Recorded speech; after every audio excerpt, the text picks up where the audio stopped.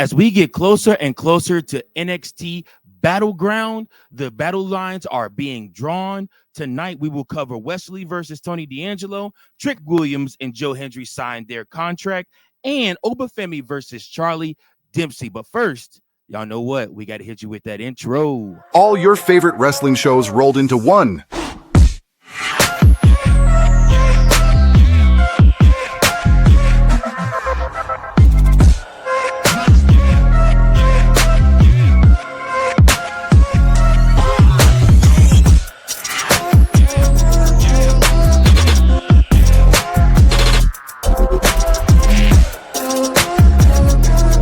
Welcome to the We Book It podcast. Let's start the show. Yo, what's going on, everybody? It's your boy Virgil back again with another episode of the We Book It podcast. And when you know it's Tuesday night, guess what time it is? Who's next with NXT? This is episode 3, I think. 3 of Who's Next on NXT. And guys, I'm excited to bring you guys another episode, another recap show covering all things NXT, to be able to tell you who's next in NXT. And guys, listen, we had another banger of an episode here. Shawn Michaels is producing his ass off down here for NXT. And it's just great to see. I mean, these talents are really proving themselves. This is coming off the heels of Stand and Deliver. The next big pay-per-view is on May 25th. It is NXT Battleground, and we got a lot to talk about Battleground. Now, tonight's show will start off with Oba Femi versus Charlie Dempsey. It's weird to see the NXT World Champ starting the show, but we get it.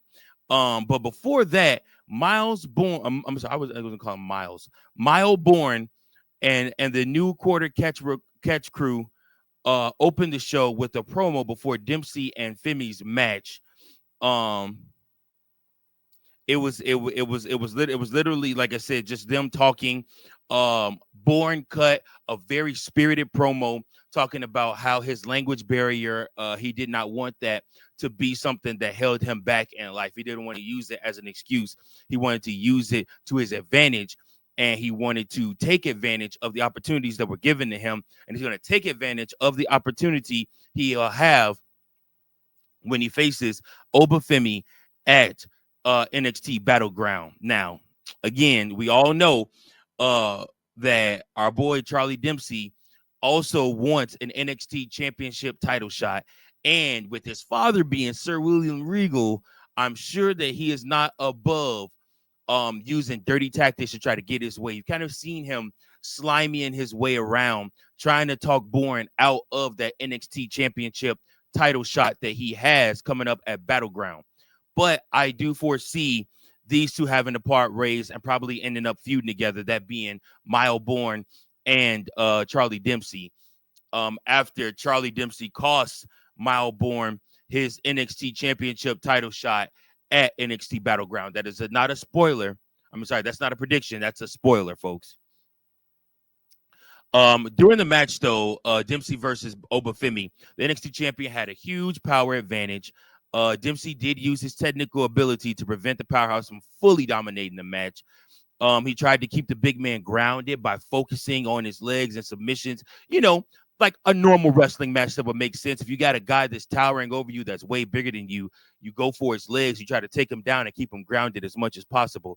But of course, that doesn't work when you have somebody like the ruler, Oba Femi, who comes in and has way too much energy for him to outmatch. So Oba makes a big comeback. He hit a big power bomb to defeat Charlie Dempsey right in front of the number one contender. Once again, this is a solid match. Wasn't meant to be a show-stealing bout. It really was meant to further the feud between Charlie Dempsey and Miles Bourne that we are going to see. And Charlie is going to begin to become very jealous of Miles Bourne over the coming weeks. Like I said, he's such a good wrestler. And so is Dempsey. And I think that the future's bright for them. These guys are going to put on bangers when they start facing each other. After that, Lee and Tony D's match were up next. And Lee came to the ring with some fire. The Don was still looking to take out his aggression on someone after being betrayed by Stacks. We saw last week when Tony D came out and he gave that very spirited promo. And then Stacks obviously wasn't in the building, but did come up on the Titantron and literally, like I said, cut a promo on him about saying he didn't know who he could trust. And some of the guards tried to attack the Don. So the Don is out to prove himself that he's no wuss, he's no punk. And this week he's looking to do that against Wes Lee. Now, Lee obviously tried to use some dirty tactics, like the ropes for leverage for during the pin. But again, the Don kept finding ways to survive. And then once he was back in control, he started throwing Lee around like a rag doll. And then Stacks appeared once again on the big screen to taunt the Don, and Lee took full advantage of the distraction so he could hit his finisher for the win. And then Stacks said he was going to pay Adriana Rizzo a visit as Tony D tried to recover. Again, this match was decent. Like I said, it was anticlimactic though. And like I said, it's just one of those things where you kind of knew Wesley was going to end up winning this match, and you knew Stacks was going to show up on the screen. He was not going to be there in person. Tony D wore the black tank top for this match. Anytime he wears the black tank top, that's his telltale that he's coming meaning for business. When he wears the white ones, like I said, it's just one of those things. So we'll just see. But after that, we move on to Ethan Page versus Miles Bourne. And Tony D was shown getting into a vehicle and taking off to go find Stacks before we go back to the ring. And it's Ethan Page versus Bourne. Surprisingly, Bourne was alone. Nobody else from the NQCC were there. They all stayed backstage. I wonder if that's Dempsey's way of kind of trying to screw over Bourne, or show Bourne that he's on his own on this. Or maybe it was Bourne's call. He wanted to try to do this on his own. Either way, weird moment not seeing the whole NQCC crew out there. But the number one contender looked more competitive than he ever has before. This match was all about building up Miles Bourne and making him look like a true contender. And again, putting him in the ring with somebody like all ego Ethan Page is the perfect way to do it, because his ego is only shrouded by his in-ring ability, which he can out wrestle pretty much anybody. The big spot in the match came after hitting a drop kick. He rolled up Page for the win. And then obviously, like I said, this match was a fun match. It made Bourne look better than he ever has in a single bout to date. Again, like I said, you can tell he's been working in the ring, and his progression is getting so much better. He looks smooth. He ain't quite Randy Orton, but he looks smooth though. He looks smooth in the ring. You got to give him that. And again, like I said, I think he's going to take full advantage of this opportunity coming up at NXT Battleground and try to get his stuff off against the bigger bigger Oba Femi. Like I said, I do think Oba comes out on top. I don't think they're taking the title off Oba anytime soon. If they do take the title off Oba, I do think it'll be Trick Williams that wins the title and beats him for it. And I do think it'll be in a cheating fashion with the help of Dark State. But we'll just have to see about that. Then during this match, Bubba Ray and Undertaker were shown backstage with some LFG talent.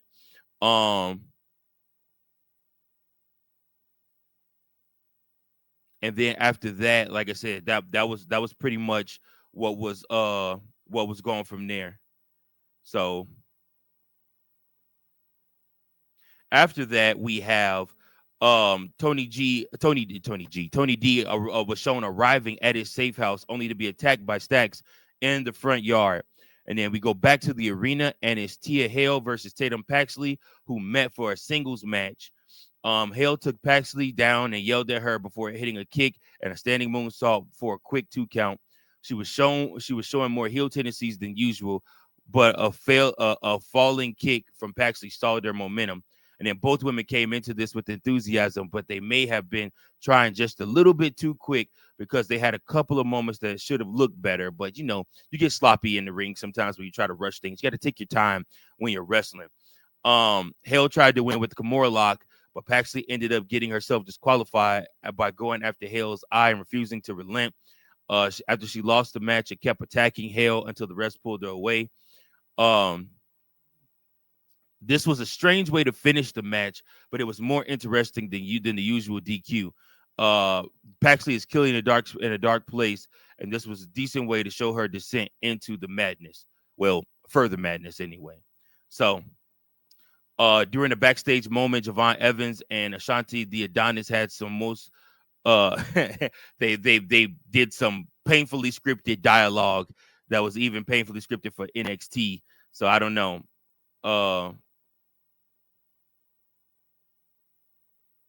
We'll just have to see what goes on from there. But then we move on to the next match, Jordynne Grace and Stephanie Vaquer versus Fallon Henley and JC Jane. So Hendry and Williams met backstage with Ava to sign their contract for the NXT title. For the TNA title match.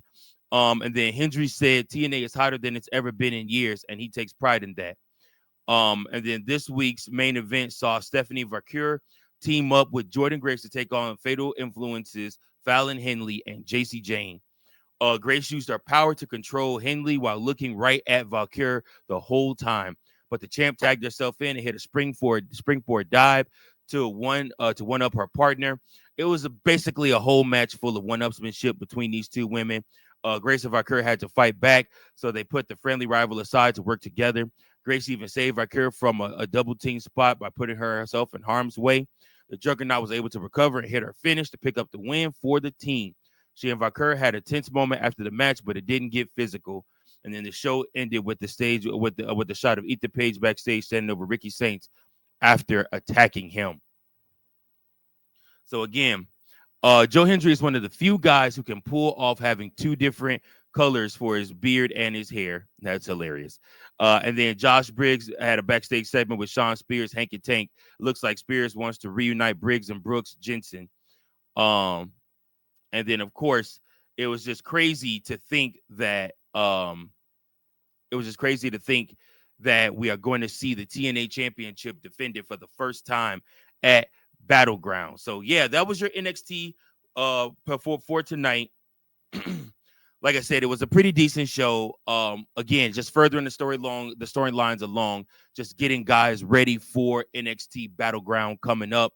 You do not want to miss that pay-per-view. You got some great matches, including the TNA World Championship being defended for the first time, as well as the NXT Championship being defended, as well as the NXT Women's Championship also being defended. So a lot of cool moments in this match. Definitely think that the highlight for me, obviously, was Miles Bourne match against All Ego Ethan Page, and then Ethan Page obviously ending the show, showing that he is going after that NXT North American Championship and Ricky Saints. So we'll just have to see what happens with that. But once again, appreciate each and every last one of you for tuning in. This is your Who's Next to NXT recap. This show I would give a solid B-. It was a decent show. It wasn't the greatest show. I thought last week's show was better, but they did have some high spots, some high moments in this show. Again, this was one of those episodes to just further along storylines.